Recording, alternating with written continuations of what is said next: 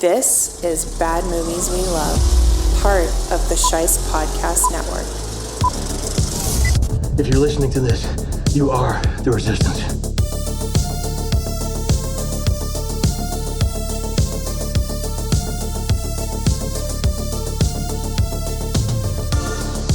Hello, my freaky darlings, and welcome to Bad Movies We Love. The last time I sat in the captain's chair for a proper Bad Movies We Love episode, we were saying goodbye to September, and you all had just made September the most listened to month of the show ever. And it was by a solid amount, too. So heading into October, when I plan to just take a little bit of a break and work on some of the foundational stuff for the show, I was not expecting to see the kind of response that I did. Not only did you make October the best month of the show ever, you obliterated the numbers that we put up in September, and I can't tell you how humbled I am and how appreciative I am of all your support. And I know that there's probably a lot of new people listening to the show. Maybe this is the first time you ever heard a brand new episode of Bad Movies We Love, and if that's the case, I am your host, Nick Scheist, the master of this stupid stuff. So a big thank you to all of you out there who lent me your time and your ears. I am very excited and very much looking forward to bringing this month's worth of movies to you, because when I was hosting Film Club online, we did a Nicolas Cage month, and that seems like something I should have done on this show a long time ago. So I put out some feelers, and honestly, the response was so overwhelming that I could not fit it all into a single month. So right here, right now, we're going to kick off NicVember, and then sometime in the early part of 2026, we're going to do round 2 with probably a much less clever name. But without further ado, I was joined by Newman, my buddy from the Movies for Dayz podcast. Couldn't think of anybody better to start NicVember with, and he joined the show to talk about Mark Steven Johnson's Ghost Rider from 2007.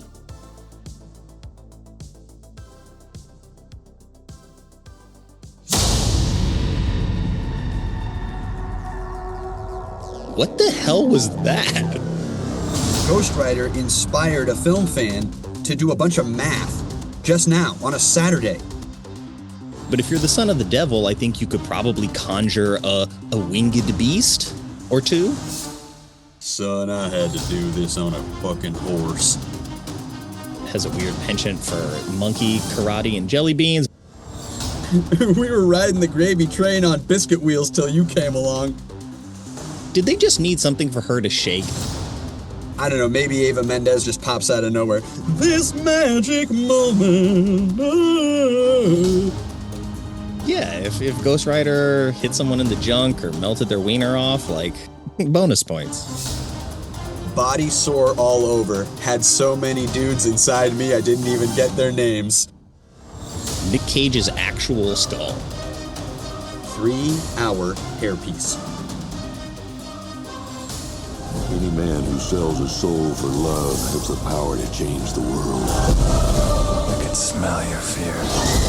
I'm gonna take this curse and use it against you.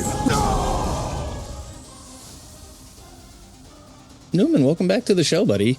Hasn't been that long this time. Not too long, and it feels very appropriate. You know, I myself also have a Nicolas Cage dedicated show. It's a sub-series, Rage for Cage. So it pops up whenever. I think you've really got it going on. Dedicating an entire month to the man, the myth, the legend, the greatest actor of our time, Nicolas Cage. I'm just honored to be here. Well, I couldn't think of anybody better to start Nick Cage month with than you, because yes, you do Rage for Cage, and you've been doing it for a while. And I mean, he's got so many movies that you probably will continue to do it for the entirety of your show, and maybe not even get through them all, because he's got, I don't know, like 100 movies under his belt. That was the beauty of starting Movies for Dayz in the first place, since I wasn't putting any limits on what movie I covered. and they make new movies every year. I was joking around like, I can keep doing this until I die because we'll never run out of movies. The thing of it is that if you're just doing Nick Cage movies, the same principle applies. Yeah, even you could do one a week for like 2 years straight. And I mean, he's still going and he's still producing, I don't know, multiples per year. So yeah, catching up is hard. The Surfer came out earlier this year. I still haven't seen it, and I consider that, I'm behind. I need to get moving. Yeah, that's an interesting one. Like when I saw that, I didn't know what to expect from it. I kind of just knew he was in it. I knew the title. I was like, okay, let's see. And it goes in a direction that I wouldn't anticipate, but not in a way that is disappointing. Just it's nothing that I would have expected from a Nick Cage movie. So, well, this was something else that so many casual film fans are still living in that world where Nick Cage is just a meme. I was at post workday drinks with some coworkers the other day, and there were a couple of people who were talking about how oh yeah, well, Nicolas Cage, you see him in the movie, it's going to be garbage. And I was kind of sitting there going yeah, that hasn't ever really been true. And even when it was conventional wisdom, we're past that. He's given a lot of examples of just what an amazing talent he is and how capable he is of choosing really great projects to work on that showcase those abilities. Pig, of course, comes to mind.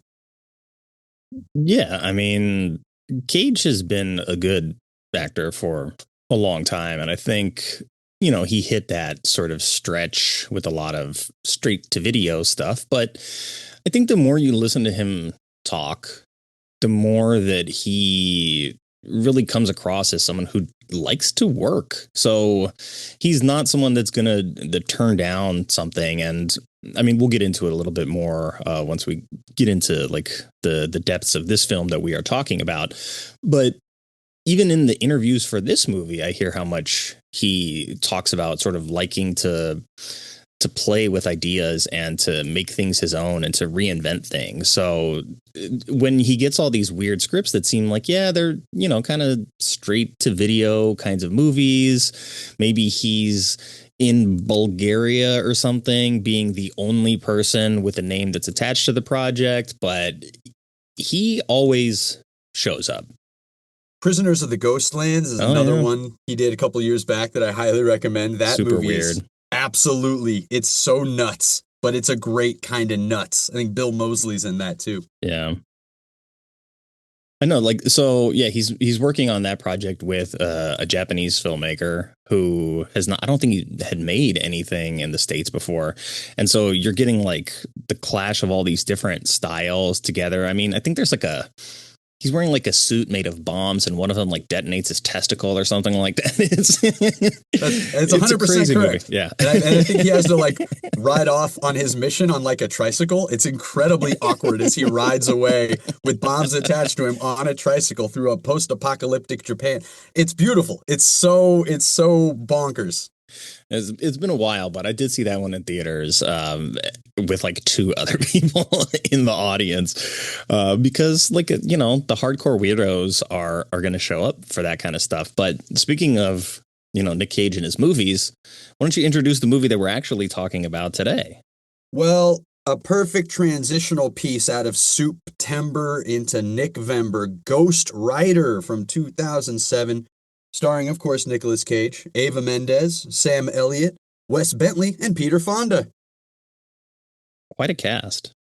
I really agree. And here's the thing is when you've got heavy hitters like Peter Fonda, Sam Elliott, and Nicolas Cage, I think a fellow like Wes Bentley needs a lot of credit for this flick because he hams it up.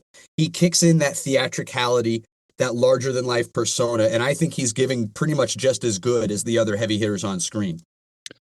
Yeah, I mean, the more I think back on this movie, I feel like Wes Bentley was one of the elements of the film that sort of endeared me to the project. I feel like his presence, his performance in it was one of the more memorable things, despite the movie being very much a vehicle for Nick Cage to be a weirdo and play a character that he really loves and has championed for. And if I'm not mistaken, he has a Ghost Rider tattoo that needed to be covered up for this movie. So this is another instance, which is more and more, I think, rare, but of an actor who really loves a character and really wants to bring that character to screen. And Cage, heard that this movie was in development, was like, I need to find a way to be in this project. I need to find a way to play Johnny Blaze. And I don't know that there was another actor at the time that could have played him, unless you wanted to maybe like really go super serious with this. But I don't know. Is this a movie where you want it to be more serious, or do you find the sort of blend to be on brand for what they wanted to do? It feels like it was the movie that was going to happen at that time. Fair. This is post Batman Begins, but it's pre Iron Man. And we're kind of right in that mid 2000s area where your Daredevils are getting made. Oh, coincidentally by the same director of this film. Indeed. Yes, Mark Steven Johnson becomes a two-timer on this show very, very quickly, probably quicker than anybody else. Him and Luis Llosa had a fast turnaround time, but he joins the two-time Directors Club here at the show, joining the likes of Paul Verhoeven, Luis Llosa, as I mentioned, Daniel Espinosa, Peter Hyams, John Woo, Stephen Norrington, and Paul W.S. Anderson. Oh my goodness. And the flavor of some of these directors, you can absolutely taste their influence on this movie. Stephen Norrington, you've got definite Blade allusions that can be made here for sections that work. Because a lot of things about this movie really do work, even for its time. It's just that there's a lot of things they're sort of trying to stick in here because it's the first one and they're following a bit of a blueprint. And as a result, I think you have a lot of things that don't exactly fit together. Yeah, that's a fair assessment. And it's just difficult because if you were going to do this more seriously, then you would have needed a younger person in the lead role. You would have needed a total overhaul on the tone and the lighting. And you would have needed to either really fix or just completely excise the love interest, because I think that's the part of the movie that works the least. So and in the mid 2000s, they aren't going to give us a Matt Reeves, the Batman version of Ghost Rider. This is like the Fantastic Four movie with Michael Chiklis. This is what we were going to get at that time. And on the one hand, Nick Cage is too old, in my opinion, to really play this part, certainly as it's written on the page. However, Nick Cage is Ghost Rider is the draw. This is what's going to get people to come see this movie. And his performance during the first big transformation is fucking quintessential Cage. That's kind of enough to say, you know what, fuck it, let him do whatever else he wants. Give him his jelly beans, give him his monkey videos. I don't give a fuck. So it's, I don't know, man. It's like a catch-22 to the second power. Well, since you brought it up already, I'll ask it because I sort of marked it down when I was watching too. The love interest and just sort of the chemistry between Mendes and Cage, or the lack thereof, because they would later go on to work together again on Bad Lieutenant, which seems like maybe a better vehicle for the two of them, just stylistically. But Eva Mendes was sort of pretty vocal about the fact that she took the role because she wanted to work with Nick Cage. And then watching some of the interviews that they did together in promotion of this, she still sort of kind of seemed like in awe of being in that scenario with him. And so she clearly really enjoyed working with him. And it seems like the two of them are actually very friendly, which is probably why they end up working together on Bad Lieutenant. But romance wise, does any of it work? No. Short answer. Yeah, short answer. No. Yeah. She's not helped by the script. She's not helped by the direction. It feels like everything with her is happening in a different movie. And I've never really thought Eva Mendes is a very good actress to begin with, other than Training Day. I can't think of a movie where I was like, that was fucking good. She did exactly what needed to be done, not a thing more, and god damn it, that was effective and good. Everything else I've seen her in, including Bad Lieutenant, I'm like, what, why, why? But, and that, that's just my reaction. But especially for what they're trying to do in this, that chemistry you spoke of, it's just absolutely not there at all. Maybe it's an odd comparison because the characterization is so completely different. But when I think of Color Out of Space, where Nicolas Cage is playing opposite Jolie Richardson, and they're a married couple, I believe them as a married couple. I see the nuance of that relationship and the ups and the downs and the sparks between them that are there and sometimes missed. I see that cooking. I just don't think it's here, partly because these two don't fit well together, but also because I don't think Eva Mendes is a very good actress. Well, hopefully her or her agent don't listen to this. Dude, I hope her husband Ryan Gosling's not listening. That guy could kick my ass, and he wants to be the next Ghost Rider. You never know; it could happen. Interesting. They are good together in Place Beyond the Pines, I will say. That's a good ass movie. Yeah, and I don't know her body of work that well, but I feel like I had to at least point it out because they just, they're like puzzle pieces that are maybe part of the same puzzle, but definitely not interlocking pieces. And, when they're cast as sort of younger versions of the character very early in the film, when they age up, it's like, oh, she aged 5 years, he aged 15 years. And so when they come back 5 years. So when they come back together, it's like, well, I mean, yes, they're clearly not the same age. So it's like a little bit just weird on the surface. Like they don't look like they're the same age. And I think that sort of causes like some very cursory problems. But then the whole dynamic of the relationship between them, like you said, I think the direction with it sort of misses the mark because, I mean, just having covered Daredevil, which Mark Steven Johnson also wrote and directed, that movie has a love story that is sort of forced into the superhero movie. And there's like the whole playground fight scene in Daredevil, which just comes across like very weird. It's like, it's cutesy and it's fun, but it also just like feels out of place. I mean, obviously Ben Affleck and Jennifer Garner have better chemistry because they were married in real life. So that helps.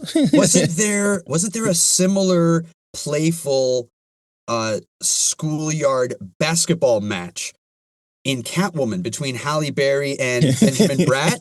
Yes.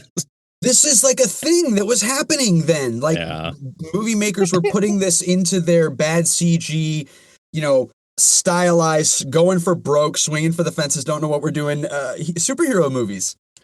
I'm curious if because of just the nature of rom-coms being fairly simple and fairly common ways to, like, you put in two people that are stars, you just throw them into a romantic comedy, and the idea is that it works kind of, regardless of who the people are, as long as it fits the mold. And so then you want to include that part of the mold in these other stories in order to sort of get a little bit of the audience from those. And it feels like it's trying too hard with that. And I don't feel like Ghost Rider is a story that necessarily needs a love story, but it tries to circle back to it in some of the dialogue, saying, I think it was Sam Elliott who tells him, any man who sells his soul for love has a chance, or maybe has God on his side or something. I'm like, but he didn't. I mean, he did because he loved his dad, but it wasn't for the girl. So there's like a little bit of miscommunication going on. Is this an inappropriate time to bring up the comics? Because No. I can save this for later.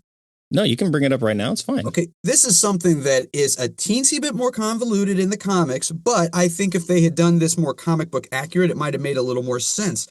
What they did was they merged two father figures together. In the comics, Johnny Blaze's dad dies in a motorcycle crash accident, and then he gets adopted by this other dude whose daughter is Roxanne Simpson. So he's falling in love with the gal in the neighborhood that he was always in love with, but he was like one of the family. The dad took him in.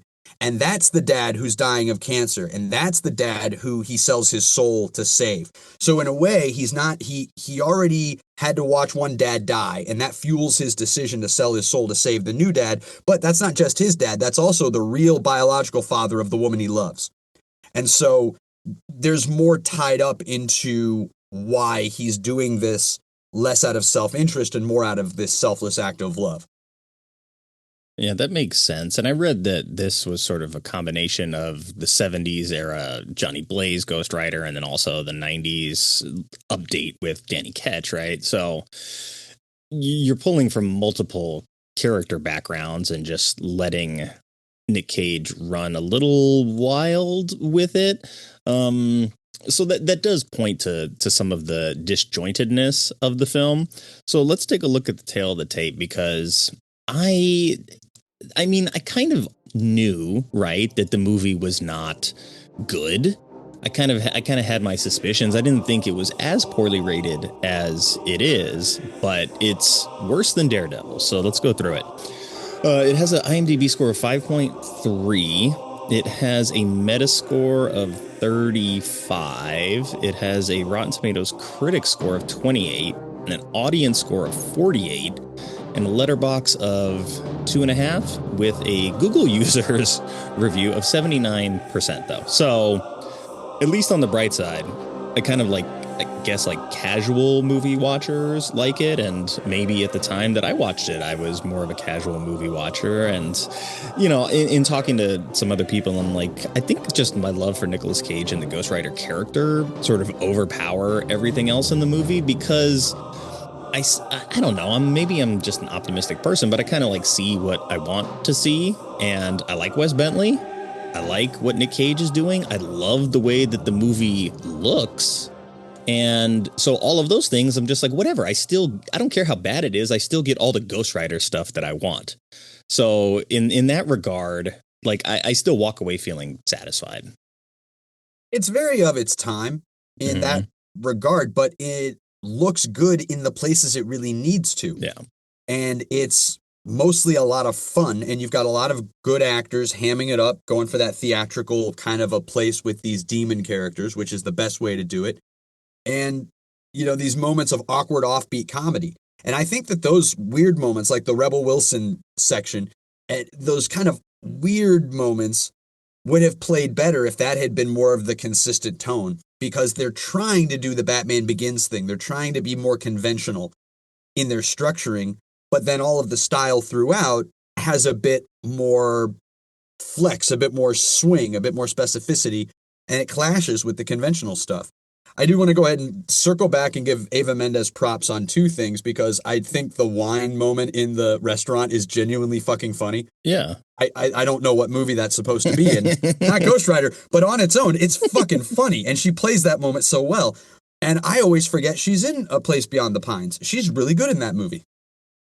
Yeah, so look at that. Full circle. We brought it back. But yes, the scene where she's alone with her magic 8-ball, I'm like, did they just need something for her to shake because she was wearing a low-cut top with cleavage and they just wanted her jiggling something? I hadn't even thought of that. Makes a lot more sense than almost anything else, because it's like, what? What?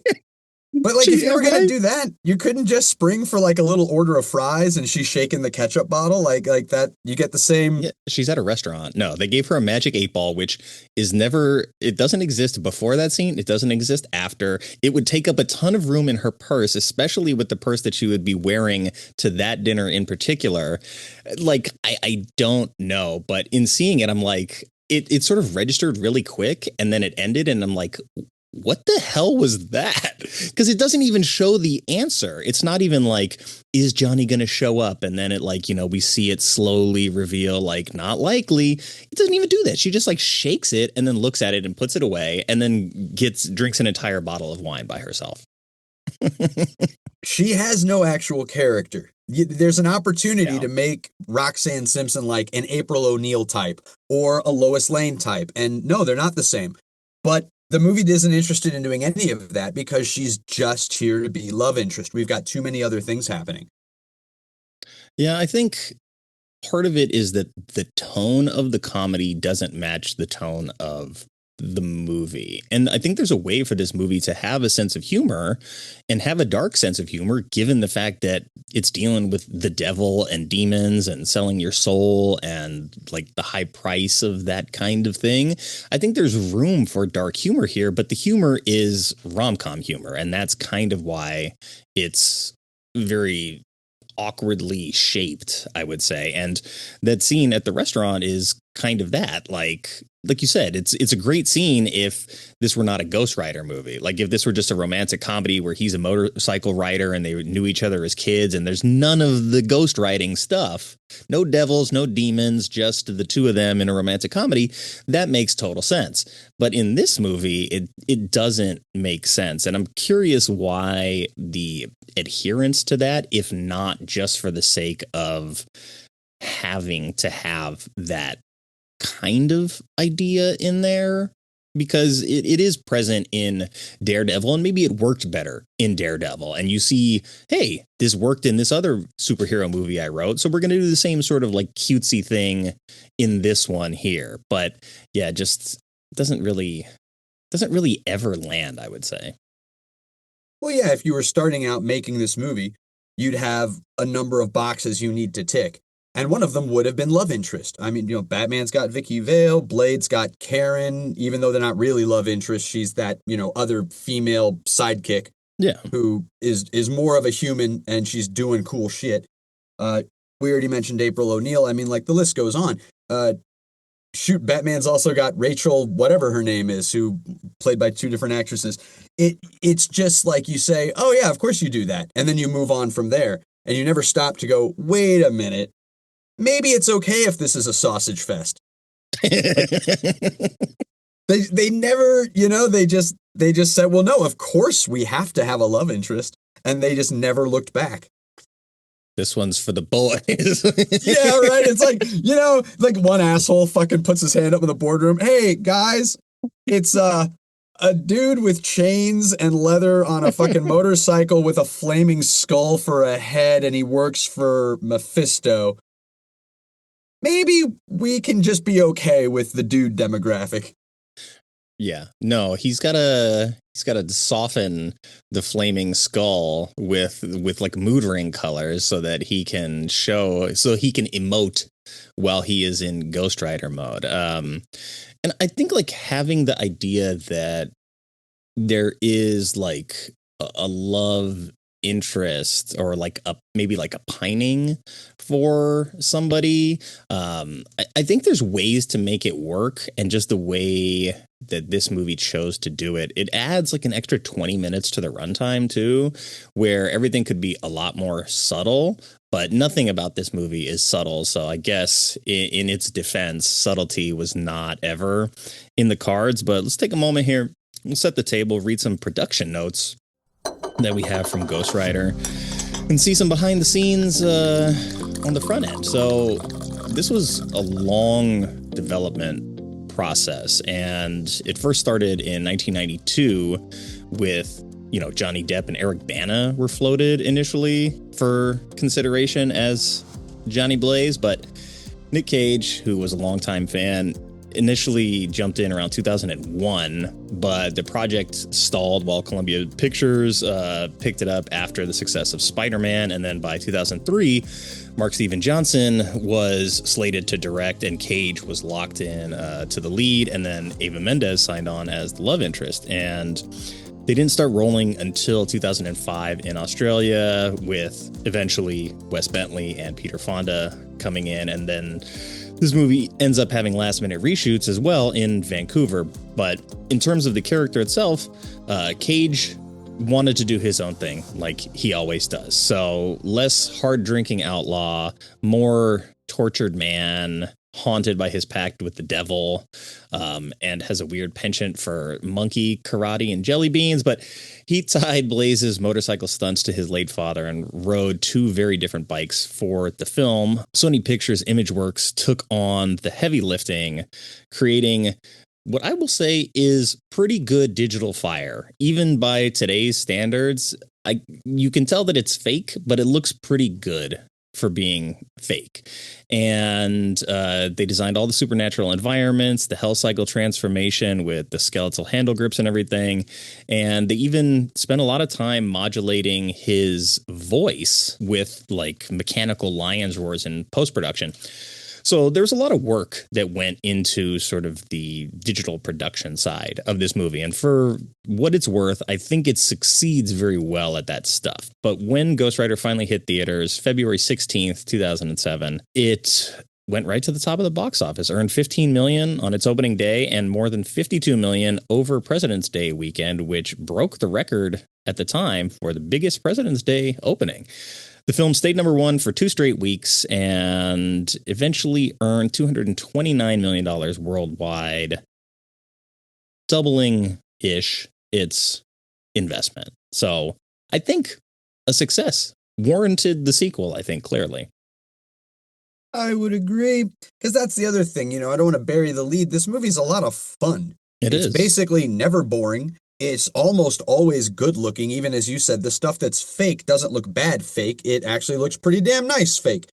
And the flames always look good. The bike looks good. The chains, the flaming skull, typical CG of its time aside, it looks fucking good and it's comics accurate. Like that is what this dude looks like. And it, I think, is a pretty successful outing at what it's trying to do, but more importantly for when it's being made. Like this is also very much a time capsule movie. Since we talked about the digital look of it and the attention to detail, the look of the skull is actually a 3D molded version of Nick Cage's actual skull. So it's not even that they just put a generic skull on there. They took the time to scan his head and make the skull Nick Cage's actual digital skull. So I think the effort was there for sure. And I appreciate the stuff like that because those little touches end up doing a lot of work for the film's visual presence. But I want to go to the mailbag now. You've got mail. Because we did get some listener feedback, or at least Ghost Rider fan feedback, maybe. But to your point, our friend Felicia Cinemaroni, who runs the Seeing Faces and Movies podcast, said, honestly, this movie is a perfect example of what mid-2000s cinema was like. Right? Perfect example. And, it couldn't be more on the nose. She sent this from a Hotmail account. That's terrible. I'll just see myself out. But it is sort of like a weird time capsule in that way, in that it sort of perfectly captures that time in history. If I had to randomly try to guess a mid-2000s movie that Felicia has watched, I don't think I would have guessed Ghost Rider, but I think she's a fan. She says, what a time in history that was.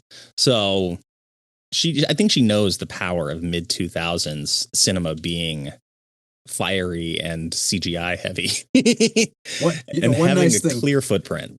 One nice thing you can say about it, even when the scene takes place at night, you can see what the fuck is going on.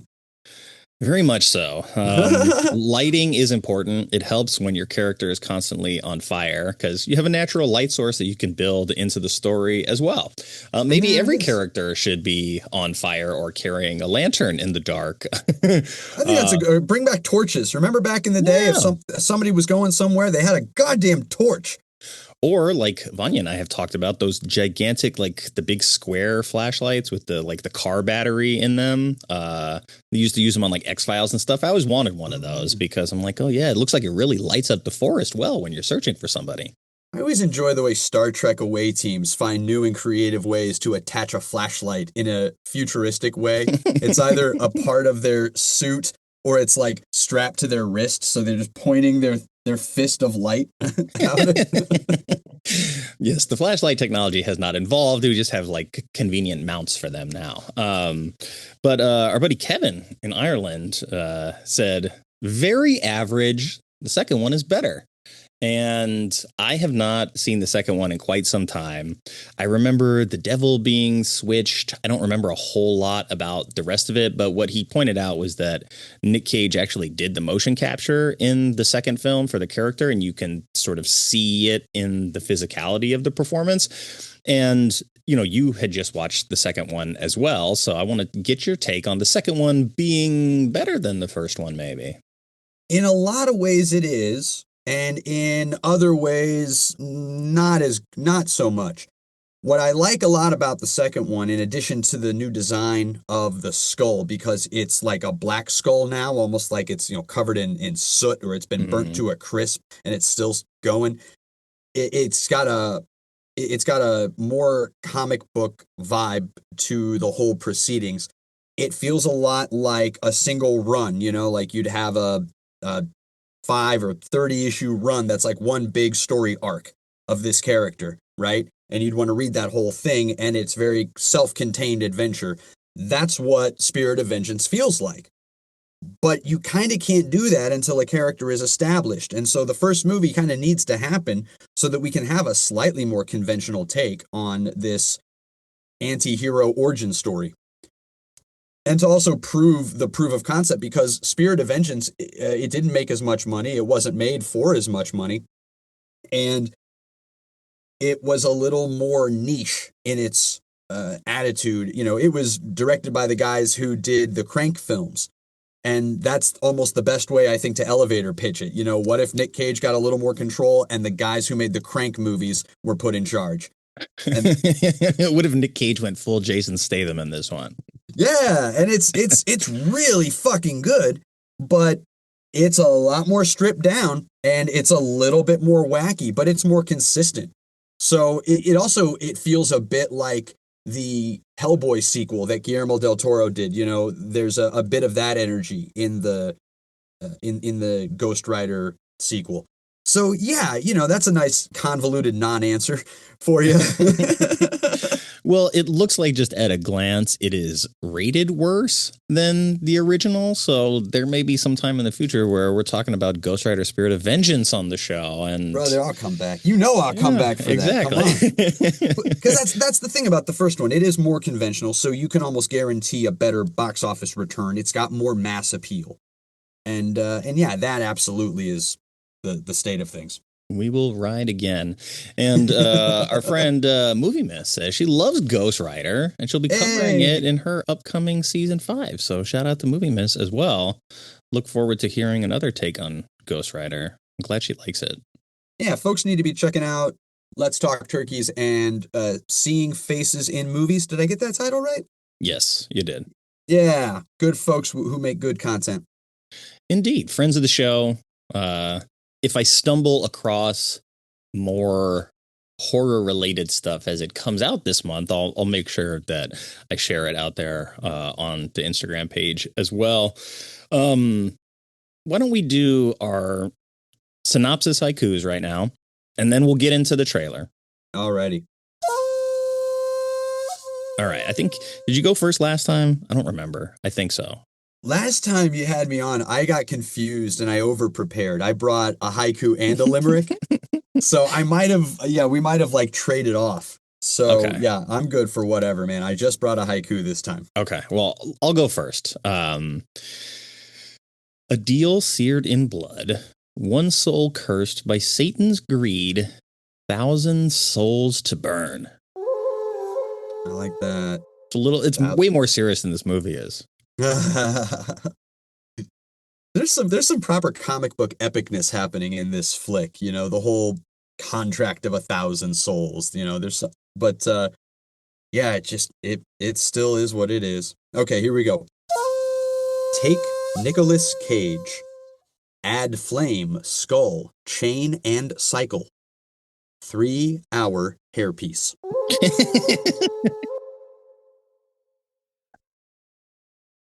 Yeah, that hairpiece took quite a while. I mean, my wig radar was going off right away. I'm like, oh yeah, I forgot about that thing that they put on him. And I don't even know that he needed it. What do you think that they thought this equals Nick Cage looks younger?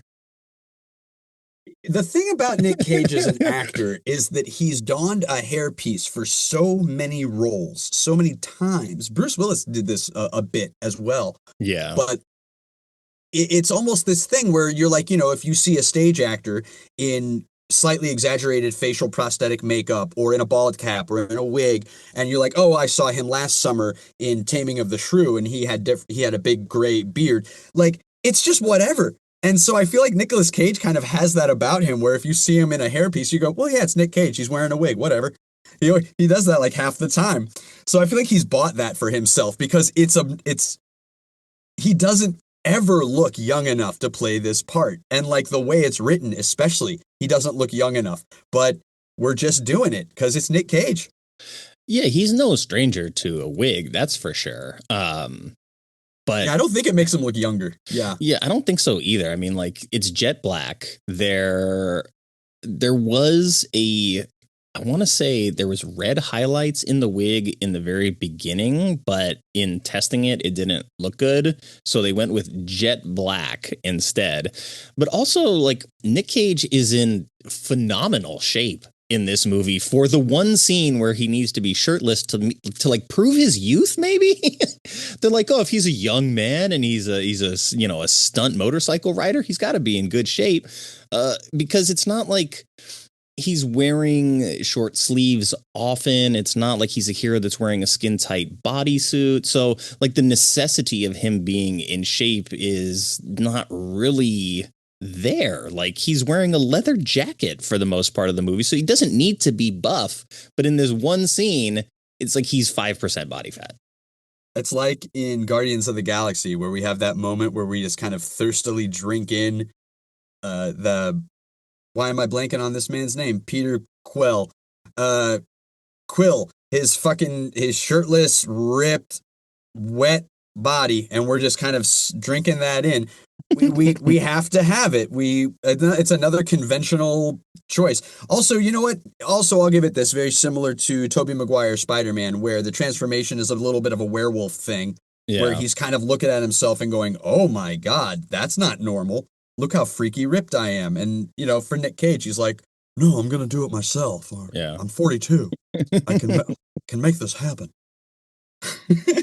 Unlike his southern accent, which he's not making happen. No, okay. Leads me to my next question. The first time we hear him speak as adult Johnny, he just has like a terrible motorcycle accident. And all of a sudden, I'm like, whoa, did he get knocked all the way back into Con Air? Because that accent does not continue throughout the entire movie. It has moments where it creeps up. And there was an interview he was doing to promote the movie where he talked about him sort of being from the Midwest or the South, and then hearing Sam Elliott and like, oh yeah, his accent is like real and authentic, and it's like, it's so good and it fits so well with this character. But then, yeah, like half the time I'm like, what is Nick Cage doing? Like, this is not called for here. Or like, at least commit to it and do it like Con Air and do it the whole movie. It's as inconsistent as it is unnecessary. Here's the thing. Texas is a very big state. A very big state. There are a lot of people in that state. And you don't necessarily have that Texas twang that fucking people just in Hollywood assume you have to have if you're from Texas, right? You don't have to have that if you're a character from Texas, or if you're a character who was young in Texas but then moved somewhere else, and we flash forward 20 years, there's every reason to believe you have either intentionally or unintentionally lost that accent completely, and then you can just talk like Nicolas Cage. Like, they really could have repolished the script to make Johnny Blaze just north of 40 and feeling a little fucked up, like, I didn't think I'd live this long, and I've lived this long thinking that the devil was going to come due, and it hasn't, and that kind of freaks me out. I don't seem to... It wasn't a hallucination because I keep doing these dangerous stunts, and it's not killing me, and it's not putting me in the hospital, so I've got the devil's protection. What the fuck, man? I don't know, dude. I'm over 40. If something was going to happen, why didn't it happen yet? Like, you could have made that the story. It would have been, I don't know, it would have worked. You could have still done all of the same things you do with Ghost Rider hitting, but you aren't acting like the 40-year-old man is the teenage Peter Parker. Yeah, I think that's where the whole tonal imbalance comes from, is that it doesn't really represent the character that we see. Instead, like you said, it sort of treats it as if they're still almost kids, which, like, you know, it makes sense in the context of the Spider-Man story, because, like, yeah, they're kids, they're still in high school. Of course it makes sense. But yeah, in the context of this movie, like, they're working adults, right? They've both gone their separate ways. I understand that they're childhood sweethearts and that there's, like, maybe some apprehension and some feelings there, but, like, yeah, it feels almost imbalanced with the writing, that the writing is sort of written for the PG-13 audience when you're actually telling a story about adults. Yeah, because you and I have seen enough movies. If that was actually what they wanted to do, there would have been at least a couple of lines with, like, a confidant going, I haven't seen you like this before. I don't know, man, ever since I saw her, I feel like I'm a kid again. You know, like, well, dude, I don't know. Maybe it's not too late. Ah, shut up, man. It is too late. Come on, that was 20 years ago. Do you know, like, there would have been just a couple of little, but I don't think that was ever a thought. Like, I don't think they ever gave it a single bit of consideration. Which is weird, because when you mentioned confidant, like, you put Donald Logue in this movie, and he's so good. Like, he's good in everything he does. He's the perfect guy for that role. He's the guy that's constantly saying, JB, what are you doing? You trying to kill yourself here? You know, like, he's the guy who's always looking out for him as a friend. So to sort of be absent in the area of the love interest in that way, I think is a glaring oversight, because it's like, it's right there. If you were gonna try to, like, force a rom-com element into here, you could have just let his best friend, you know, right-hand man persona extend to that best friend who gives you good advice and pushes you to go after the girl and take the chance. Like, there's room for that. Again, I don't think they cared. I don't think they even thought of that. And I'm so glad you brought him up, because he's one of my favorite things in this movie, and I've got a lot of favorite things in this movie. I love that actor. I think I've been enjoying seeing him pop up since, like, Confidence with Edward Burns and Rachel Weisz back in, I don't know, 2000 or some damn thing. But I just watched Gotham all 5 seasons for the first time, maybe last year with the wife, and he's so charming in that. Like, that's some good network live action, we don't give a shit TV. It's great. Yeah, I had seen him in something recently as well, where I was like, man, he's always good. No matter what I've seen him in, he always delivers. He's like a very professional working character actor who always shows up. Like, going back and even watching the original Blade, I'm like, yeah, he's maybe the best part of Blade. He's so good in that. So good. Yeah, he's so good. I'm going to be a naughty vampire god. And another one I want to shout out is his performance in Sons of Anarchy, because he had, like, I don't know, a half season or a season long arc on that show one time. And I was like, holy damn, this is creeping me out in a very good way. Nice. I have not seen that, but I got to try to remember whatever that movie was. But shout out to Donald Logue. He's always great. Always nice to see him. Kind of wanted more from him, given what they sort of set up, you know, because he's the leader of, like, the Cage crew, but he's, like, the only one that actually really matters. So it would have been nice to see him step into the blank spaces that we've talked about. But let's go ahead and take a look at the trailer here, if my operating system will allow me to do it properly. Okay. And I don't know enough about the comics to know if Roxanne Simpson has to be a news reporter. But for the purposes of this whole thing, it would have been great if she was like a library curator or something. So she had access to these fucked up books and maybe already had a little bit of knowledge about this. Like, that could have been connected better. Fair. Yeah. I mean, what we do see of her as a reporter is not necessarily good either. With the like, mic. I mean, yeah, she just puts a mic in somebody's face. She says Roxanne Simpson on the scene, but she's not like a Lois Lane investigative journalist. Like, there's no actual reporting or investigating or any real reporter stuff going on, other than she's the person they cut to on the street. And that sort of, when she talks about her career, I think misses the mark as well, because as a woman with agency and a reporter, like trying to maybe investigate what is happening and who is the ghostwriter, like that makes sense. We see it in Mark Steven Johnson's Daredevil with Joey Pants. He's the reporter who's writing about Daredevil in the newspaper, and he's figuring out as it goes, and like that makes sense. It works in that movie. So I understand wanting to like make her a reporter, but then like just have her do some reporting then. That's all. Okay, let's take a look at this. Let's take a look at this trailer.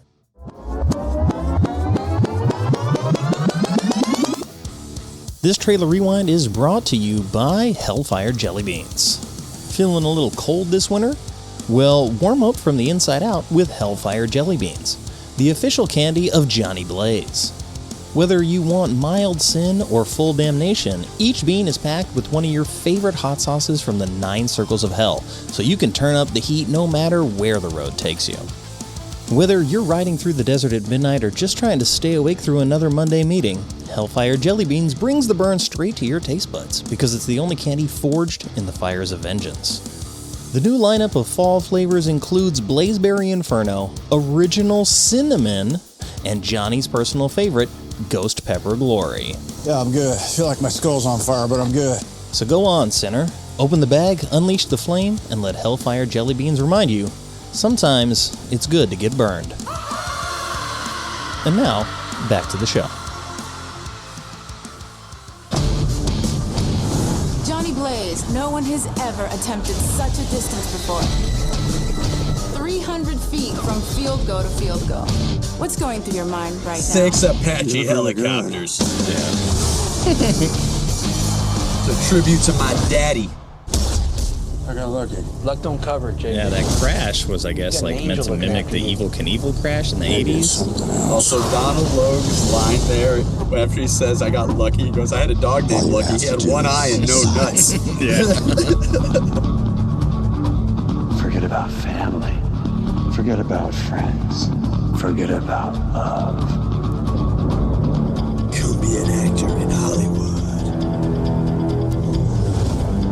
A lot of focusing on this contract. You will be the writer for as long as you live. I'm not doing it. You have no choice. Story goes that he'll be normal during Peter the Fonda's day, got quite a hairline in but this at movie, night, too. in the presence of evil, Nick Cage had quite a set of the teeth in writer this takes movie. over. Were his veneers new at the time? I don't know what's You going deserve on a with second those. chance. It could be any number of things. Could have been like a bleach job Blackheart's that just coming looks to really create weird hell under on Earth, lights, and you know? have the power he needs. Stay away from anybody he can use against him. Roxanne, Don't you care about me at all? you have to leave now. I'm not going anywhere. Any man who sells his soul for love has the power to change the world. That first big ride he has with the flames and the exploding glass and all, it looks great. Great pyrotechnics in this movie. We have this rat chopper. It was all flames and stuff. His face was a skull, and it was on fire. On fire. Like, Looking for someone.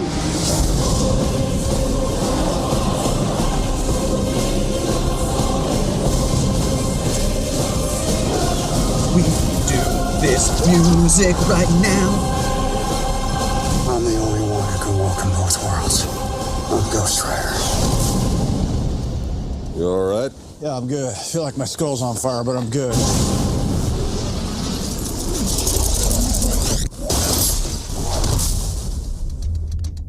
And that's the other thing. There's like so many trailer lines kind of sprinkled throughout, and the way the movie is edited, a lot of them don't actually make sense in the context of the plot Yes. as it's unfolding.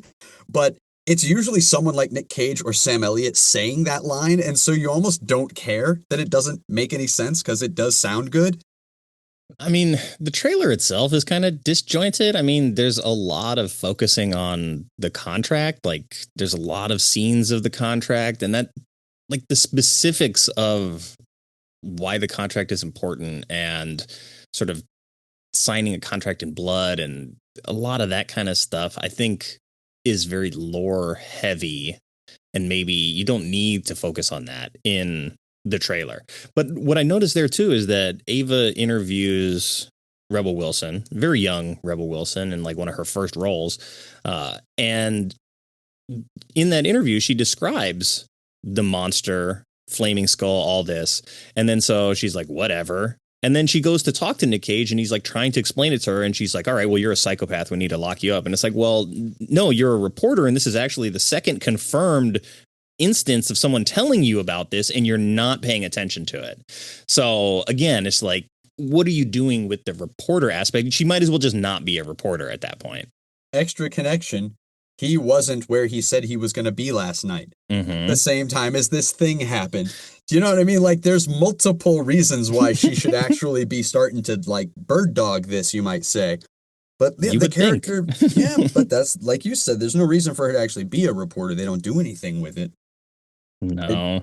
Also love Rebel Wilson's reading of that line. I mean, it was an edge look, but he totally pulled it off.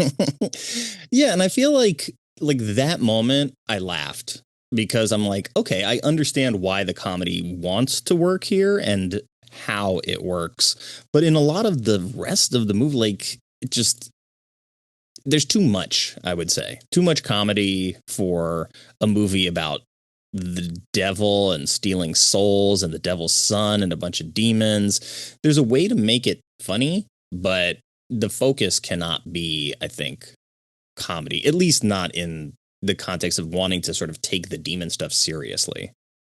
It is too big of an ask for a comic book movie in the mid 2000s.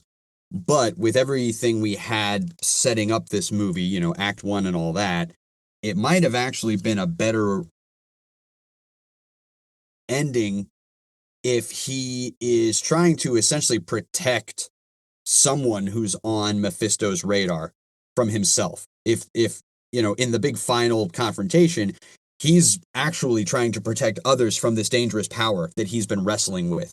Because, like you said, we spend so much time talking about the contract, and we spend so much time setting up what this deal is and how his soul is trapped, and he's going to be forced to go out and werewolf and do, you know, things that aren't necessarily his choice. And that he's kind of scared of that, but that it can be used for good. It might be a better ending if that's what he decides, is at the end he finds a way to get rid of the power to protect others, and that's the heroic battle he's really fighting, rather than Mephisto's bastard son with like 4 or 5 elemental guys that are underbosses. I mean, I dig a lot of what they're doing there design-wise, but like you were saying, it's a lot. It's a whole lot. Yeah, I mean, for the casual audience that you're first introducing to Ghost Rider and the world of Ghost Rider, you're like, we're also going to introduce the devil, Mephisto, who we're going to call Mephistopheles so we don't have to get into like the Mephisto-ness of it. But then we're also going to introduce Blackheart, his son, which is a big enough threat. But then also Blackheart's got a crew.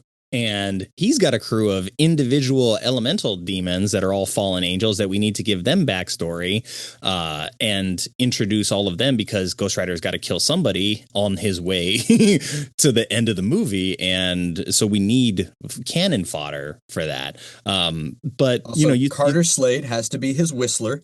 So we've got to get that in there. And what is the name of the spirit of vengeance that lies within him? Zarathos. Or Zarathos, that's it.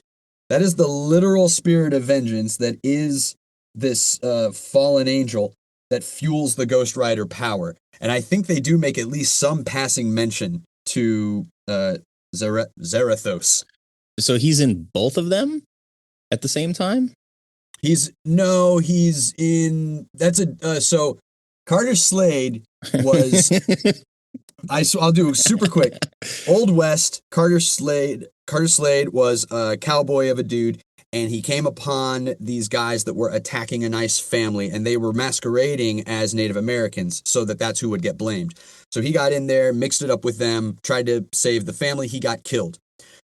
Nearby, actual natives found him. He was only near dead. They drug him back to their place, and they brought him back using, you know, their spiritualism and their mystic ways. And it gave him this feeling of wanting to do justice with this life that he was given back. So he doesn't really have supernatural powers. He looks like a mix between the Lone Ranger and Moon Knight. And he rides a horse and he does good deeds. He's Ghost Rider. Well, in 1973, they debuted, or maybe 72, they debuted the Ghost Rider Johnny Blaze that we know, and they wanted to they didn't want the same name, so they changed his name to the Pale Rider. Okay. And so that's kind of the Phantom Rider. And so they were able to continue making comics with the Phantom Rider, even though he was the first Ghost Rider. Gotcha. Okay. So Zarathos, the spirit of vengeance, only is in Johnny. That's right. Gotcha. Okay. Well, that at least makes some sense. I wanted to point out something you said, though. You said something about werewolves. And I think because you and I are both fans of werewolves and that mythology, like this is very werewolf coded, and that like there's a big shot of the full moon, because the full moon has nothing to do with Ghost Rider whatsoever, but they show it, and there is this thing of, in the night you become Ghost Rider, during the day you're not. We get to the end and it's sort of like the reverse of the moonlight, where you see in werewolf movies where, there's sort of the moonlight that will transform him. And then when you're not in direct moonlight, you're sort of not transformed. So they kind of turn that on its head towards the end to benefit the storytelling. So there's obviously a lot of allusions to werewolves and werewolf mythology as well. And I think that lends itself well to Ghost Rider, because I personally am sort of attracted to superheroes that are cursed by their gift, because it's a burden, but like how they choose to respond to it. And then there was this thing going around, I forgot who wrote it, but it was always about sort of the creations of heroes and villains, and it's about their response to a particular incident. And so in this case, you made a deal with the devil, but you're not a bad person per se. And at the end, when he is like, no, I'm going to use this power against you, he stands up to it. He's like, I don't want to be, the devil's lapdog. I don't want to be the devil's bounty hunter. But he does say that particular line a few times about being the devil's bounty hunter. And it got me thinking about sort of characters like Cyclops, who sort of on the surface he's got like villain powers. He just has a huge, powerful energy beam, but he can't open his eyes. He can never look at the person he loves without like the threat of hurting them. So it's like the responsibility of wanting to be a hero, even though you're burdened by the curse of your power, is a very interesting character dynamic to me. But in this particular movie, I'm like, there's got to be a better way for the devil to write his contracts, so that the Ghost Rider can't just be like, I don't work for you anymore, but I'm keeping the powers. And it happened to the devil twice. It happened with Carter Slade before. He walks away from the devil, and then so the devil makes another Ghost Rider, and it happens again.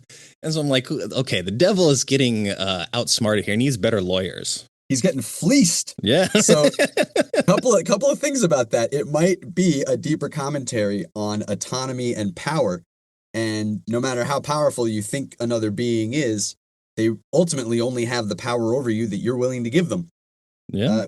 Also, it amused me on his first ride, his first transformation, how much it felt like the Santa Claus. Put on my suit, the reindeer will know what to do. Because he's just going on instinct that whole time. There's never a scene where like, okay, this is what will happen when you change, and this is what you're going to do. And this is like, it just happens. And he's just rolling with it because it's like he's transformed. He doesn't have to be taught how to be the Ghost Rider.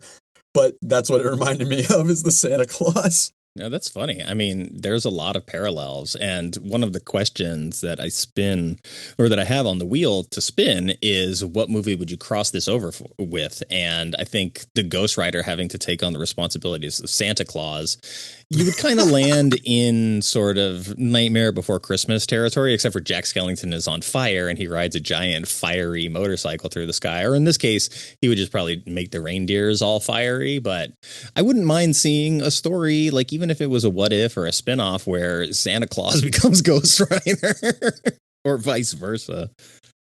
Or Santa Claus is a werewolf, but he's still trying to be a good Santa Claus. Yeah. I think there's some rich territory there. You could have a lot of fun with that. I think the style of humor would work because it's a horror movie, but it's also a Christmas movie. Like you get to play around with like the kids' expectations of Santa. We should work on that script. That could be the spec script for Wolf Cop 4. Look, yeah, I mean, now he's policing the whole world on Christmas night, divvying up some toys. Yeah, that would be fun. But speaking of the bonus wheel, before we get there, we should do some trivia because that's how we earn points for the wheel. Time for trivia. Let's see. We got question number 1. The Johnny Blaze video game in the movie is an actual real video game developed in the UK, but it is not the Johnny Blaze game. Do you know what the video game actually is? I don't, and I remember reading this earlier, and I don't remember what the actual game is. The actual game is called Crusty Demons. But Crusty Demons. Yeah, apparently it's stuff stuck in their eyes, I guess. Yeah, it's got a similar story in that a group of hard-riding extreme bikers are killed performing an insane stunt. Satan offers to resurrect them and make them immortal if they use their motorcycle skills to do Satan's work. So very Ghost Rider-y, in fairness.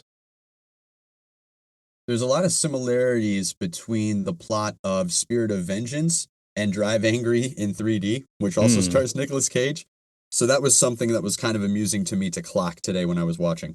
Interesting. I've only seen Drive Angry once, and I was like, this is a mess. But, you know, at the time, like kind of all the stuff he was doing at that time was a little messy anyway. So it would be interesting because what was the one he just did recently? Something like Long Night with the Devil with Joel Kinnaman. That was a good flick. It wasn't as good as I wanted it to be, but I really enjoyed that one. Yeah, I don't remember exactly the title, but it's something like that. And Cage is very good, and he's kind of like playing the devil, but it's like, is he not? Sort of. They're toying with the idea, but it is good because it's just the two of them, and it's like it's very focused on just sort of like this car ride with the two of them and like their journey together. So yeah, I would recommend that as a Cage watch in the modern era. Plus, he's finally got the red wig. The red wig with the red shiny jacket. I think it's like snakeskin or something. Oh, he's got a great line in that movie after he's been punched. So he's like bleeding from his nose. And he said, "Look at me. I wanted to be 100% sex tonight. You've knocked me down 25%. I'm only 75% sex now." Oh, man. See, look, Cage, he can do it all. All right, let's go to question number 2. Before Mark Steven Johnson joined the project, which other quote unquote bad movie director was signed on to direct? I believe it was Stephen Norrington. You are correct, sir. Bad movie alum right there. 2-timer. Could have been a 3-timer, Steve. Yeah, dude, get with it. I would have enjoyed his take on this because I think of him, I immediately think of the first Blade, and I think that movie has a really good stylistic cohesion. Yes. No, I agree. Like Blade and Ghost Rider hang out too, and sort of, I forget what, Midnight Suns, I think, is the comic run or the sort of the group that they are both part of. They both deal with like good and evil in a very black and white sort of context versus like some of the more morally gray hero and villain conflicts that we've seen. They both deal with a lot of like darkness. Like you said, there's a Whistler character in both of them. And honestly, I feel like had Norrington done this, we probably get a movie that's closer to Blade, that sharpens the humor, where it doesn't miss the mark. Everything, I think, is more like tonally cohesive. It maybe is less CGI dependent, but I don't know how you do that in a Ghost Rider movie, other than you get stuff like in this movie where Mark Steven Johnson paid out of pocket in order to have Ghost Rider fight a helicopter, which, I mean, it's cool, so I can't be like, money yeah. well spent. Like, that was something in my notes. I was like, he lassoed a helicopter with his fire chain. Yeah. Yes. And he was nice to the pilot. He didn't like crash it. He's just like, "You're pissing me off, sir." It's funny, too, because in his attempts to minimize the casualties of immediate innocence, he's a little like Terminator 2, the T-800. And that's something else people have said about the sequel, Spirit of Vengeance, is that it's kind of, there's a child protection situation for pretty much the whole movie. And so people have said that it's like Ghost Rider's version of Terminator 2. Yeah, that makes sense. I mean, I felt a lot while watching this movie again, like a lot of allusions to RoboCop, where I'm like, oh yeah, I could see that it's sort of the same thing where it's like he's cursed by the fact that, you know, RoboCop is resurrected. He doesn't really want to be alive even at that point. Like his family's gone, but he goes out and he sort of like does his job and he fights evil in a very sort of black and white kind of way. There's even the scene with Rebel Wilson is very much RoboCop coded in that he shows up to a crime in progress, smites the evildoer in a very dramatic way. Yeah, I felt that's probably a good thing in this case, but maybe it's just my love of RoboCop. It's like, oh man, RoboCop would make a good Ghost Rider. Nick, I am hanging on your every word here, but are you insinuating that this would have been a better movie if Ghost Rider shot someone in the dick? I mean, if he maybe like flamed somebody's dick with his fire chain or something, it wouldn't have been a worse movie. You do the penance stare into the stiff one eye. Oh, you've done a lot of bad things. No, I don't want to see this.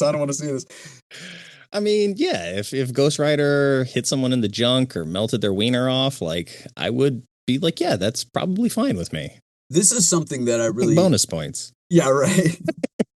No, this is something, though, that made me think again about the love interest situation with the Eva Mendes character.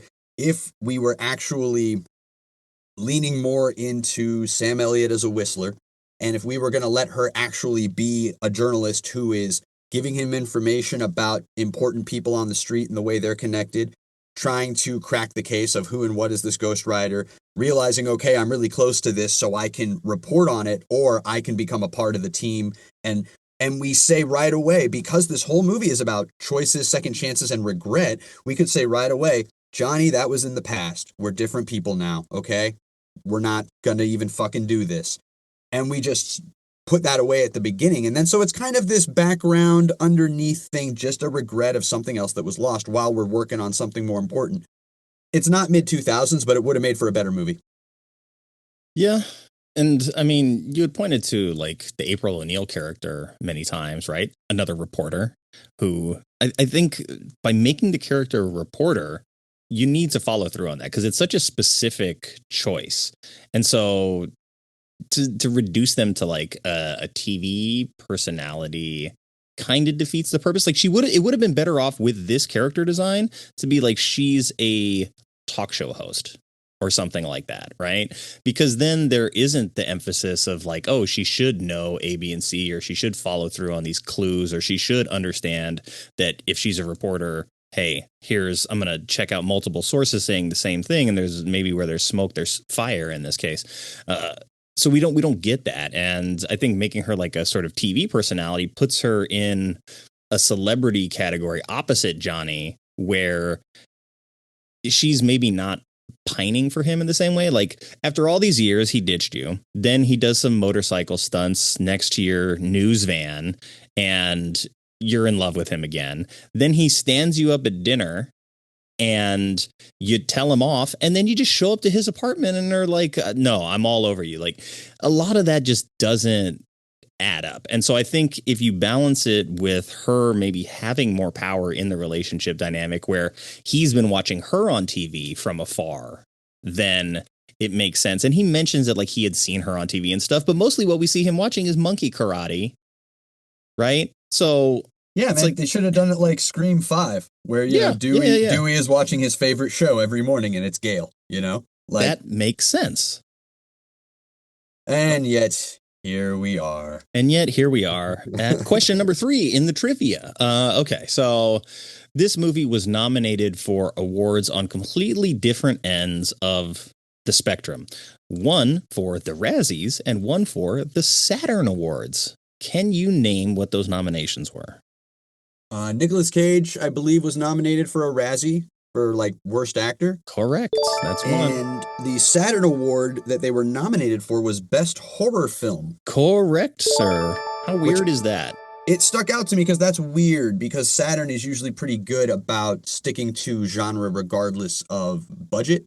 And this movie has horror elements, sure, but it was 2007. Surely there was an actual horror movie right that they probably could have put in place of Ghost Rider. It's an odd choice. Yeah, the horror elements are strong and they are very forward facing. And there's a huge part of me that during the rewatch of this movie, I was like, man, if Ghost Rider was a pure horror movie, how good it could possibly be. But that is not what this movie is. I would not categorize it as a horror film, but yeah, I don't know what was going on in 2007. Yeah, Blade is a horror film. At least. Closer, much closer. Yeah. It's so that was something that stuck out to me when I saw that in the old research. That Clayface movie that they're going to be doing in the next year or two. I'm so pumped for that because they have made promises and I believe them.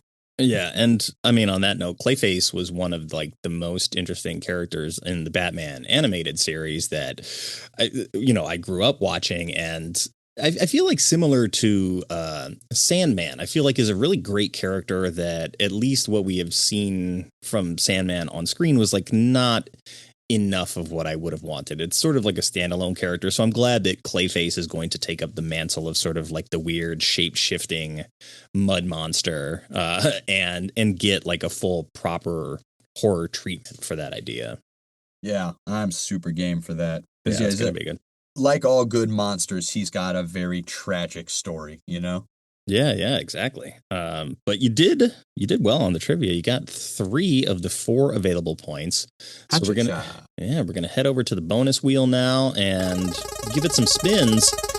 And the first question off the board, since you're a theater guy, if you could insert a surprise musical number into this film, what scene would you choose to put that musical number in? Oh boy! All right, give me a sec here. So my knee-jerk reaction is when Eva Mendes' character is introduced into the movie. When they're going in and it's a big deal to get to his big jump. And can we do an interview? He doesn't do interviews, not even for an old friend. And the camera like whoop over to where she is, right? It already looks so ridiculous and disjointed anyway, so why not just turn that into like wind chimes, and then as soon as we get there, the music swells, and I don't know, maybe Eva Mendes or someone else just pops out of nowhere. This magic moment.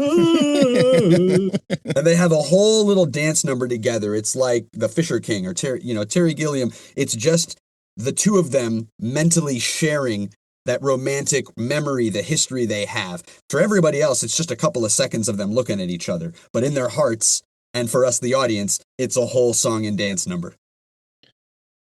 I could see that. I could see that. I mean, at least, sort of like when he like snap zooms and you like close in on his face and all of a sudden the music starts and you maybe at least get some more emotion out of a scene like that than we end up getting between the two of them in general. That's one of the bigger struggles throughout the movie. So you might as well have one of those. All right, I'll take that.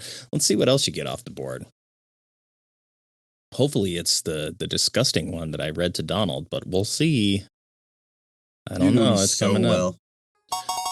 Okay, so you get to pick a character from this movie. You need to tell me what they would be posting on social media the morning after the events of the film. Okay, hang on.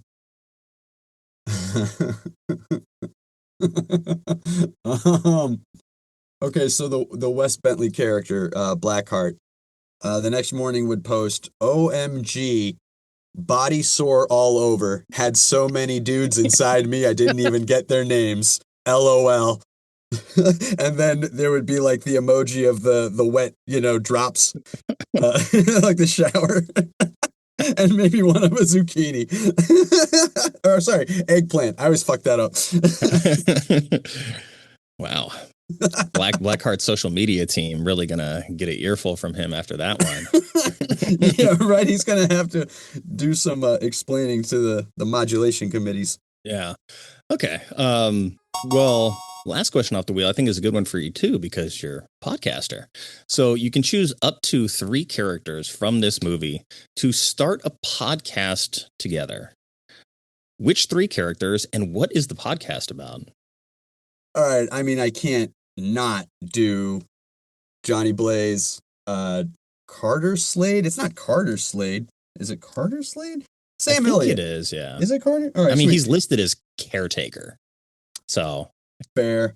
And fucking Peter Fonda, get Mephisto. I mean, to have the wealth of knowledge background that these characters have, the experiences that they've had and the different outlooks, and they can kick it around to each other because they've all been on these different ends of different power structures with different epic times in history and access to mysticism, and they all have such incredibly identifiable voices and such rich voices.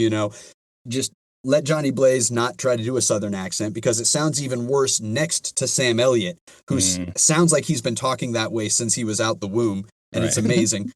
Like, yeah, dude, that would be a fucking great show. It would just be, I'd call it Hell on Wheels, okay?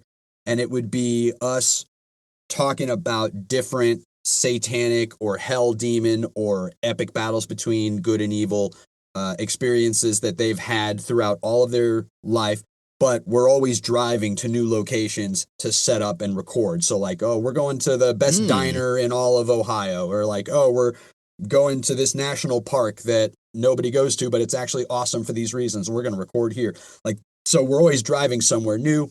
Hell on Wheels. Yeah, that's a good show.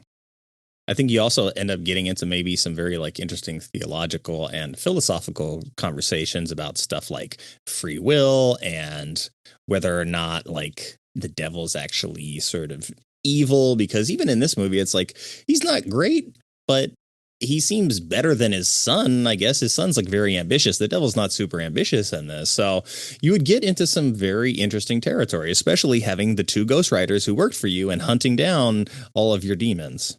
So in addition to the Crow, because, at the end, he turns all of the evil inside that guy, inside Blackheart, kind of against him. And very much like the Crow, we're giving you all the pain all at once. It also reminded me a lot of Little Nicky, because he's out to get the rambunctious son of the devil who doesn't respect the balance. And the Harvey Keitel devil in Little Nicky is like, look, what's important is keeping the balance between good and evil. And I don't think any of you boys are ready for that responsibility. Yeah, no, that's a good point. I think you got yourself a solid show there. I would give it a listen. It would be interesting. Plus, I mean, you would get sort of Johnny, who's like active on the job.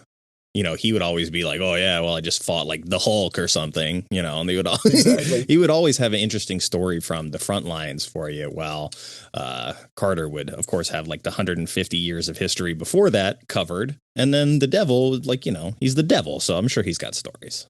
Yeah, it's like, son, I had to do this on a fucking horse. Yeah, I think if I had to choose, I would kind of maybe want to see the 3 sidekicks of Blackheart talk without Blackheart there, because after the first guy dies, I'm like, is this plan going to work? Like, you told us the ghostwriter's not a threat, and he just killed our boy. He killed like the dirt guy, and then the wind guy's super confident, also gets killed. So when it's just him and the water guy, I'm like, how is the water guy still believing in the plan at that point? The benefits are just so good. He's just hoping it works out, because he's just never had health bennies before, man. If we pull this off, I'll be the right hand to the devil. Our boys, though, just got killed. Like, we were all cool until Blackheart showed up and made us do this against our will, kind of. Look, Blackheart talked to me personally, and he said I was his favorite. It was right after he talked to the other 2 guys personally. At any rate, I think he's looking out for me, man. Yeah, go fight Ghost Rider in a puddle. Oh, yeah, that didn't work either. Like, they all got stomped out kind of fairly easily by Ghost Rider. And like I said, they're kind of just there to be fodder for it. But yeah, the the idea that, you're watching your friends get killed off one by one after you decided to join this one guy on his crusade. And what is he promising? He's not fighting Ghost Rider. Seems we could have left these out and we could have made more time to have cohesive character development with all these people. We could have had more Donald Logue. Could have had a lot more Donald Logue, right? I think even Blackheart, rather than having like actual sort of monsters to kill, would have been like if he dispatched sort of like more like faceless creatures, right? Like, because you and I did Demon Knight, and Demon Knight is a great balance of its horror intentions and how it wants to use its comedy, and it's funny when it wants to be, it's grotesque when it wants to be, it's scary when it wants to be, and somehow that movie can balance all those things and focus, and a lot of that is the script and the performance from Billy Zane.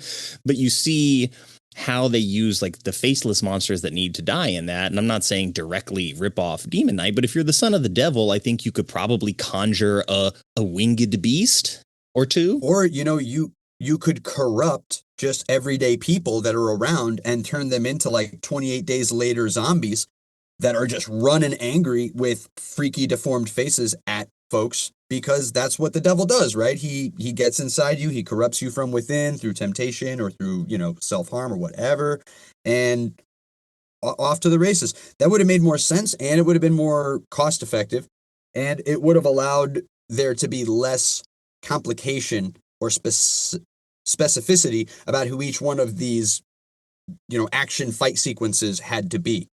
And so we could have made more time for like some character shit and some community building. I like it when we build a team, the first Blade, we've got like a little team by the end of that movie, and it's endearing.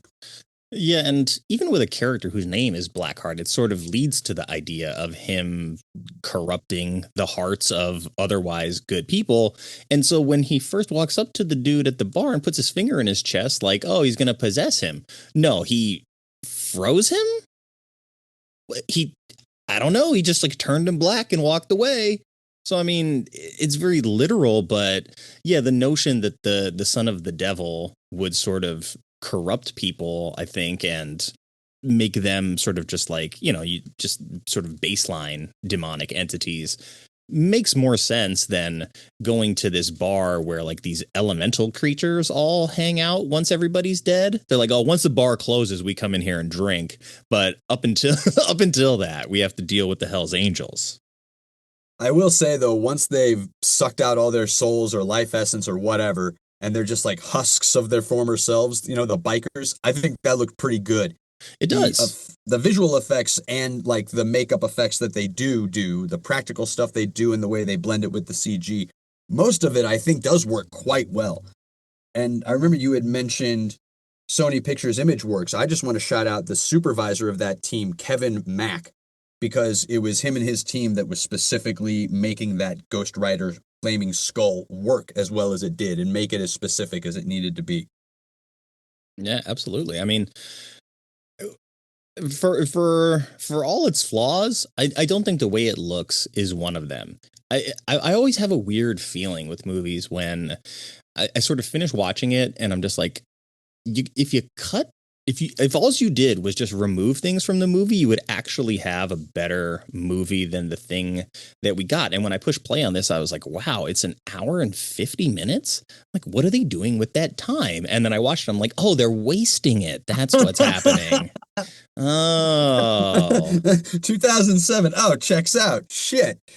Yeah, just give me more Ghost Rider ghost writing. I mean, that's really what we want. And even if it's more Johnny, when you look at the overall runtime and say 15 to 20 minutes of it is dedicated to stuff that kind of is wasted or doesn't matter, you're talking about, more than 10% of the movie at that point is just not focusing on like what the movie's strengths are. So just, it's addition by subtraction at that point. And I feel like even if I sat down in like an editing software and just edited Ghost Rider down by 15 minutes, you would probably have I would have a more enjoyable Ghost Rider movie on my hands, to say the least.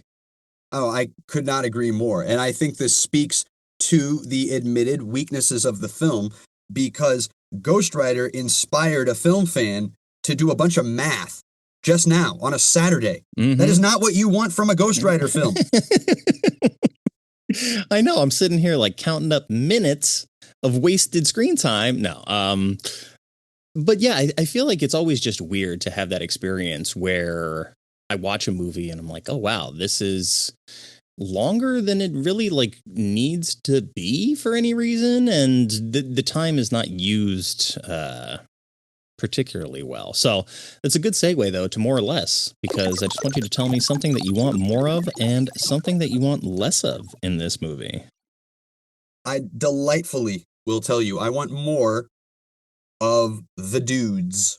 And by the dudes, I'm cheating. I'm saying all three of these dudes. I want more Mac, Donald Logue. I want more Sam Elliott, and I want more Peter Fonda. And we'll make time for doing that by having less Eva Mendes. Like, she can just be gone, except that maybe we see her on TV. So we know that Johnny still kind of holds a candle, kind of holds a rose, as it were, but he only ever sees her on TV, and we know because of the flashback that that's her. And that's it.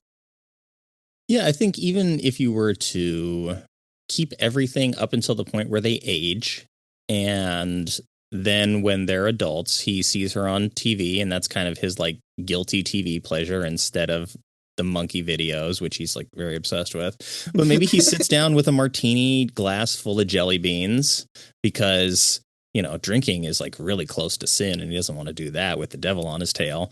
But maybe, yeah, he watches her program at night because she's a talk show host. And then so we know that he's pining. We know that that's in the background. And then once he finally gets his shit together at the end, he maybe shows up at her studio or something, and we sort of see them give each other a look at the end of the movie. And then the movie ends, and we know that they've gotten to the point where they're going to reconcile, rather than this sort of needless tug of war that happens in the movie.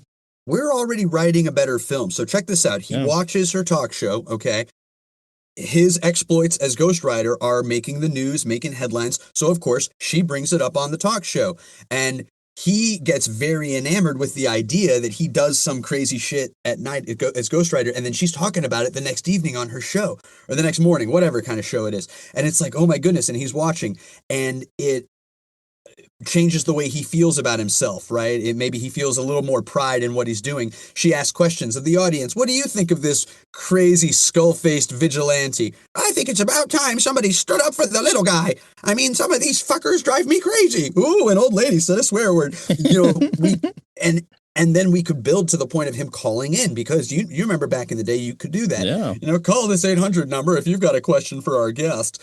And then it's like he could call in, and it's like, oh, hey, it's me. And it's like, Johnny, is that you? And we could have this weird kind of through the TV awkward moment. You see how we're already making a better movie, Nick? Yeah, and it requires significantly less screen time. And I think it gives Ava a little bit more flexibility to ham it up in a way that like she's kind of doing, but feels inappropriate for the character relationship.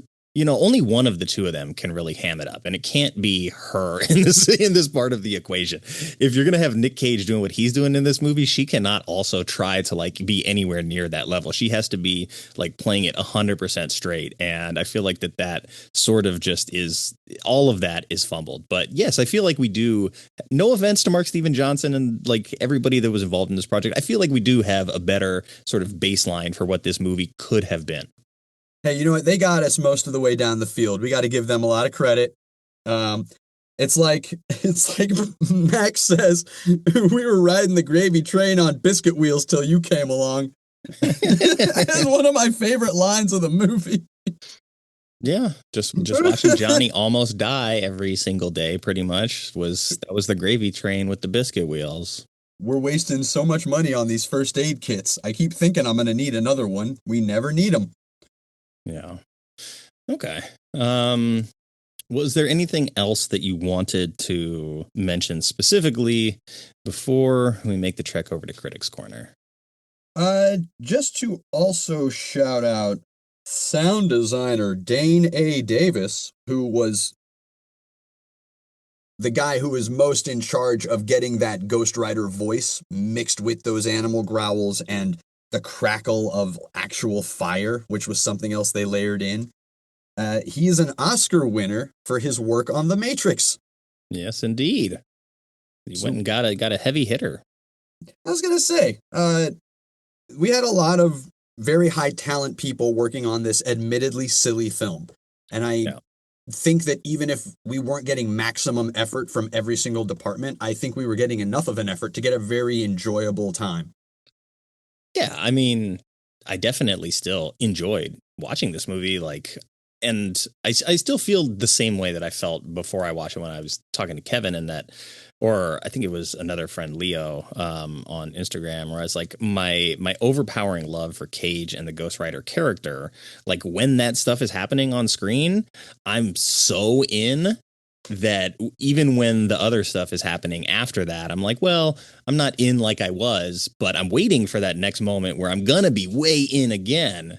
And I'm 110% in when that stuff's happening. And then even if I'm only like 50% in on the rest of it, so be it. I would honestly love to get a crossover movie with Ryan Gosling as Ghost Rider and Mahershala Ali as Blade. And Blade can just already start the movie as slightly older, slightly more mature, slightly a little over this guy's bullshit. I know Ryan Gosling isn't like young, but he can play young, or he can certainly play that Arrested Development guy who didn't really grow up very well. And I feel like that would be a great dynamic. Yeah, no stranger to a motorcycle either. Plus, I don't even know that he's that much older than Nick Cage was when Nick Cage did this movie. So, fair enough. Fair play, I think. Apparently, totally the Hell Cycle's name was Grace. Grace, okay. Yeah, so it was like the bike is Grace until it turns into the Hell Cycle, and so they would refer to it as Grace on set.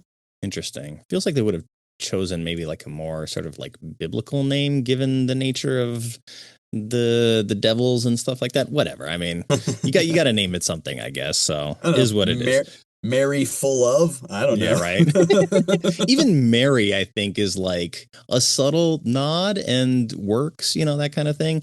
But let's go to Critics Corner, and we've heaped too much praise upon this movie, and we need to be brought back down to earth. Gotta balance. Gotta balance good and evil, just like Harvey Keitel said. It's time to penance stare at these critics reviews at Critics Corner.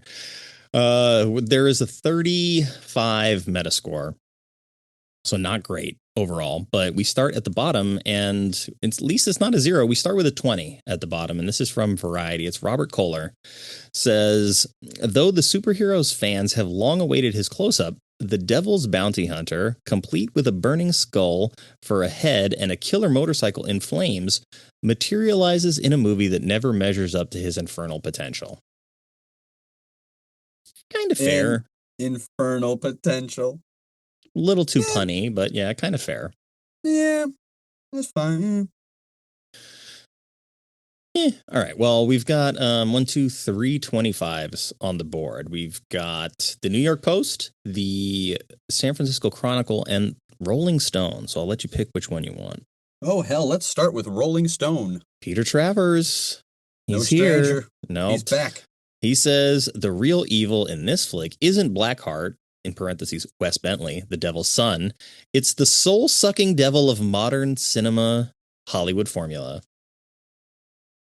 Shoot, I mean, it almost sounds like he'd agree with our sentiments. Yeah, a little bit, but he liked it significantly less. I don't know. What else was he seeing? That 2007, wasn't that the year of There Will Be Blood and No Country for Old Men? Ooh, maybe, yeah. That's a tough year for a movie like this. Definitely. I mean, at least it came out in like February, so it was right after Valentine's Day. President's Day weekend special. Hey, it succeeded. It set the record at the time for best opening. I think by the time the end of the year rolls around, there's no room for Ghost Rider in the conversation anymore. So let's climb the board once again. We've got the Boston Globe and TV Guide magazine coming in, both with 38. So pick your poison.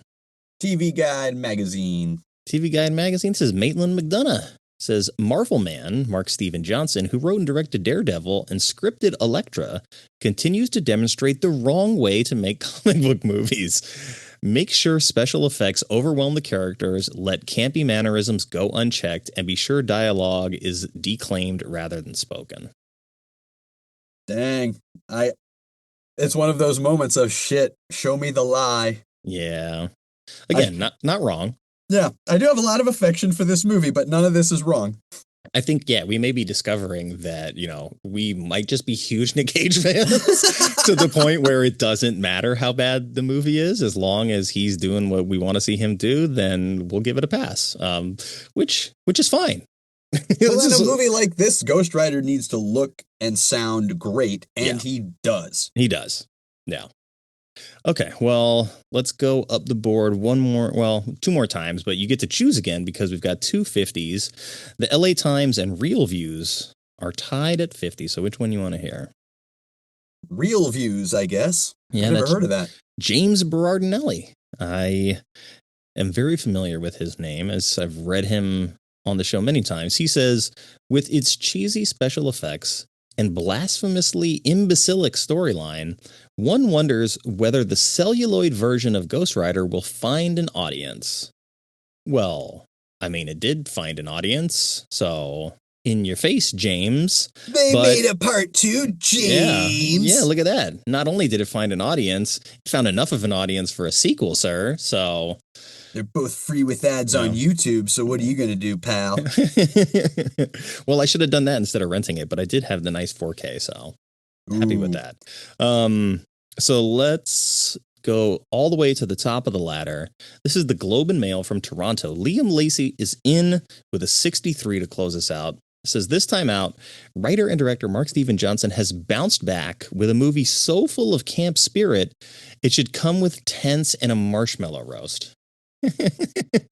I feel like that's almost that's a backhanded compliment a little bit, but because between this and Daredevil, I really like this more because I think it's making bolder choices that when they pay off bigger than anything in Daredevil. Whereas I think Daredevil, for the most part, you already did a show on Daredevil, but for the most part, it's more consistent in its tone and execution and structure than this is. No, I think that's fair. And the thing that I actually like most about Daredevil is Bullseye, which is the campiest, most over the top element of Daredevil. I'm like, yes, Colin Farrell's great. I want to watch him do that character again, if possible. But, I wish he was in the movie more. Yeah. And that was like, as I was talking, I was like, well, then there's Bullseye. He's sort of the exception to the rule here. Yeah, because it's like Kingpin, pretty straightforward. Elektra, pretty straightforward. Even Daredevil himself, pretty straightforward. And even Foggy for the comic relief is pretty dialed into that sort of comedy sidekick persona, right? I think in the similar way that Donald Logue is trying to be that character in this movie, it's through no fault of his own that he cannot get there. Because he does have some really good line reads. It's just the character dynamic doesn't benefit from, or the movie does not allow for that character to have that benefit. Whereas in Daredevil, like Jon Favreau being the buddy and the comic relief in that equation is a huge part of the relationship with Matt Murdock and how like he sees Elektra and the rest of the world. So although Daredevil, I think tonally is definitely more cohesive, yes, the thing that I love the most is Colin Farrell being not adhesive to anything, he like the decision to just have a gigantic bullseye scar on his forehead is such a wild choice. But I can't help it. I'm like, he's great. I want to see more. The fact that he feels it necessary to point to it as he says bullseye. Yeah, it's like, just so y'all know what this is. That was a moment in the theater, man. Everybody just lost it. It was this great. We're like, for real? Are we doing this? But it's great. It's one of the most memorable things in the movie. Yeah, I think there's a moment, too, in the movie, if I'm not mistaken. I just watched it recently. But I think there's a moment where he sort of like fingers the groove of the scar on the bullseye, where he sort of like feels his way through it. And I'm like, he's obviously getting pleasure from this. Okay, so I just love how freaky he is. shifting back to Ghost Rider real quick as far as beautiful, memorable moments. We already mentioned the helicopter lasso. Mm-hmm. I adore the moment when he fucking rides his bike all the way up this bridge, setting the whole thing on fire. And he's getting chased by all the cops, right? It's the Batman Begins chase sequence. And he goes down off the bridge on his motorcycle, which is on fire. And he's flipping the bird to all the cops as he flies down to the water on his bike, which is on fire. And then he rides away on water on his motorcycle, which is on fire, Nick. It is indeed. It's beautiful. It's so hot and on fire that it's buoyant. But yeah. There's also, of course, we're dealing with like angels, demons and stuff, and the whole walking on water and like the relevance of that in a biblical context. But I love the face of the cops in this scene in that, I mean, if I'm like a beat cop who drives like a black and white and there's a dude with his skull is out, I'm like, this is beyond our jurisdiction. We need to call in a priest or something because the fiery demon guy is not something that's within the capabilities of our law enforcement. It's so very much of its time to have him being like, suspect is going up. What do you mean up? Just up. Yeah, exactly. The movie is filled with like a little too much of those is a good example of it. But that closes out Critics Corner and takes us over to the gateway drug movie of choice. So what's a good starter film for somebody who maybe hasn't seen Ghost Rider and wants to roll the dice? I'm trying to find something that we haven't already mentioned, because Blade might be my, my honest answer, even though it's not shocking or creative. But it is, I think, a more tonally cohesive, more successful, solid execution of what you can do, taking comic book lore pretty seriously, adopting some theatricality into it, and utilizing practical and CG effects together. It's a very successful showing of that, and so I feel like it's like, did you like that? Okay, cool. We're going to get a little wackier. Let's do Ghost Rider. No, I think that's a good pick. Obviously, like Stephen Norrington was tapped to direct Ghost Rider, which would have made it basically a spiritual sequel to Blade at that point. You also had Constantine come out, I think the year of this movie or the year after. So you deal with a guy who sort of like deals in contracts with hell and is kind of a demon hunter. But I think honestly, we talked about it. I think I would more lean towards Hellboy, just because Hellboy has a sense of humor that is more declared and direct. It's definitely very like stylized and fun as well. And you still get a guy from hell who's grappling with the like responsibility of like, well, I'm basically the Antichrist, but I want to be a good guy kind of thing. So you get a little bit of that dynamic as well. But yeah, I would go with that. Constantine, I love, but it is far too serious, I think, to be a Ghost Rider counterpart. I do feel like it'd make for a good double feature, to be honest. It would, yeah. Yeah, but not as a gateway drug movie. No. Yeah. But I do love Constantine. I'm glad they're making a new one. Pumped, yeah. That's gonna be fun. I still come back to not only Peter Stormare as the devil, but also Tilda Swinton as Gabriel. That is just some of the most perfect casting and character design in just the history of modern cinema. Yeah, it was probably the first time I ever like saw Tilda Swinton. And I think me too.